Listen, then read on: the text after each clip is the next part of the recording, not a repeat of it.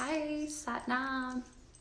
So, it's Sunday and a lot of people go to service, a lot of people go to their church, they go to their spiritual center.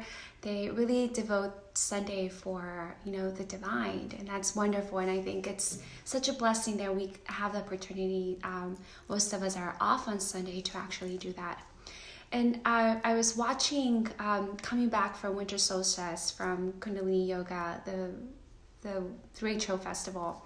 And I was watching Joel Goldstein on the airplane, and one of the things that he said that really brought me into a place, because there's one God, and that God shows itself differently to different people. It's the Buddha, the Jesus, and all that. But that one God is still that one mind that's bringing the same consciousness, and we can interpret that differently. So, you have a science of mind, with the law of attraction and, the new age that everyone talks about, prosperity and, and all that stuff.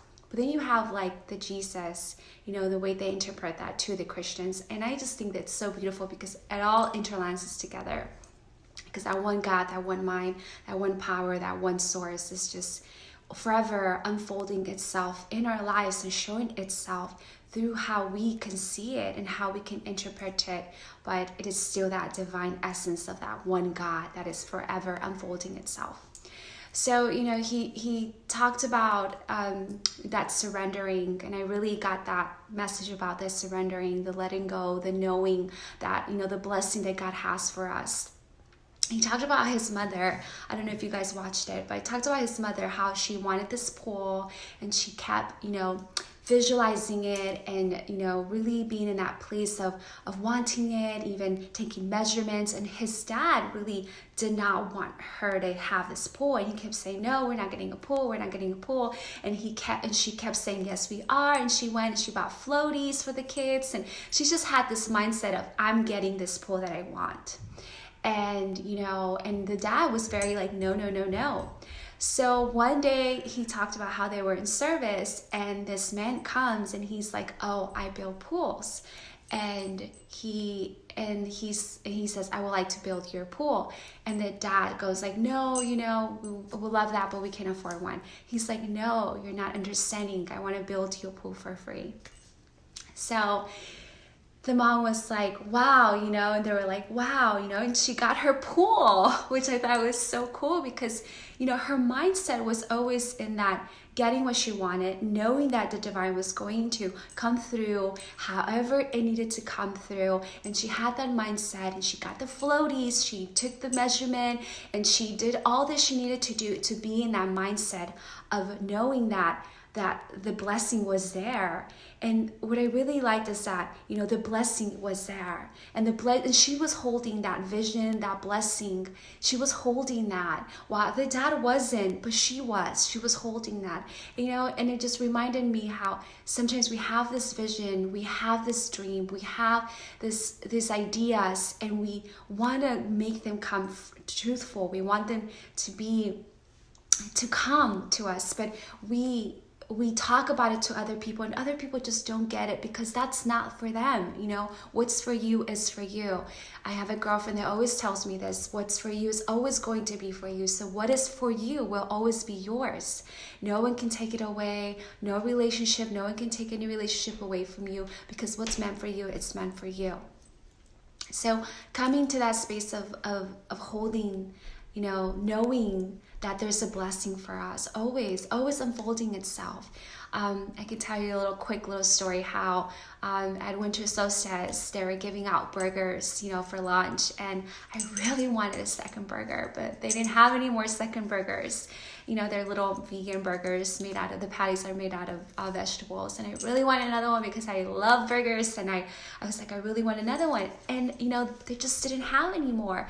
So I was in a place of lack in a moment, because when I was little, my stepdad, he used to buy food for his children, and he wouldn't bring me food because I was his stepdaughter. And, it sounds cruel and really horrible, and it did affect me a lot. So, those belief systems, those stories that we can tell ourselves, because of what the traumas that we've been through. And that was one of my traumas, you know, that sometimes I feel like there's a lack of food, you know, subconsciously and unconsciously I get these emotions. But when I come back to remembering that the divine is always providing, so a moment I feel like, oh, you know, I want more, but I surrendered and I said, you know, the divine's going to bring it, and I know there's enough for everyone, and everyone's going to get their food, and everything's going to just unfold exactly how it needs to unfold.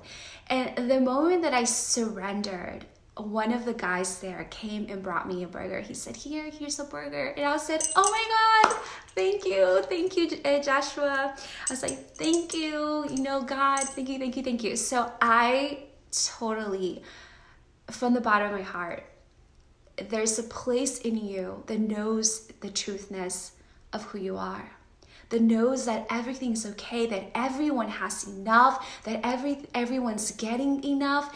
It's about you surrendering to what you want. So you can be in a place of lack. You can feel that sense of lackness. You can feel, oh, there's not enough, you know, because maybe the bills are coming and maybe a lot of things are coming and you just don't understand why you're feeling stuck.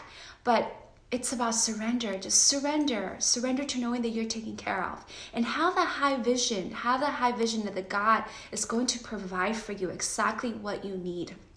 Because when you can surrender to that, knowing that you are provided for, the divine's going to show itself however it needs to show itself for you. It might be that someone gives you a gift, might be that you get a raise, might be that, I don't know, God has a blessing for you, and you just have to surrender to that blessing.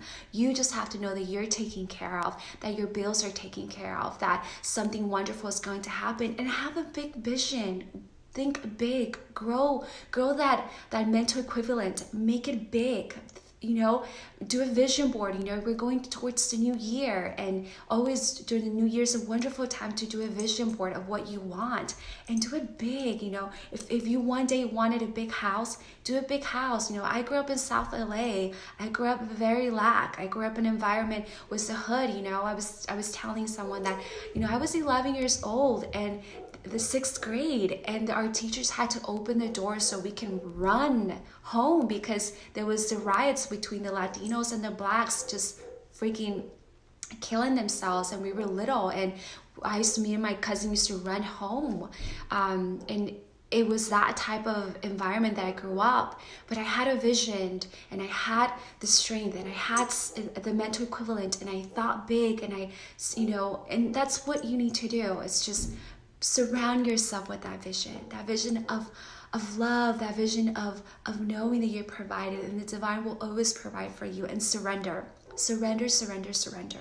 You know, there's this thing that we get so stuck in thinking that there isn't enough for everyone, and that there is never going to be enough for everyone. So we want, and we get so materialized in this environment that, you know, there's just isn't enough. But there is enough. And the moment that you can allow the divine, the moment you can divide God or whoever, you know, if you believe in Jesus, Buddha, whoever you believe in, the moment you can allow that energy prosperity, and be in that mindset of, I'm taken care of, all is well, I'm taken care of. Let that be your mantra. I'm taken care of, all is well, all my needs are taken care of. I'm surrounded by prosperity, by beauty, by love, by joy. You will get in that place that you will be taken care of. So be in that mindset, surrender to the divine, surrender to knowing, and just allow it to be, right?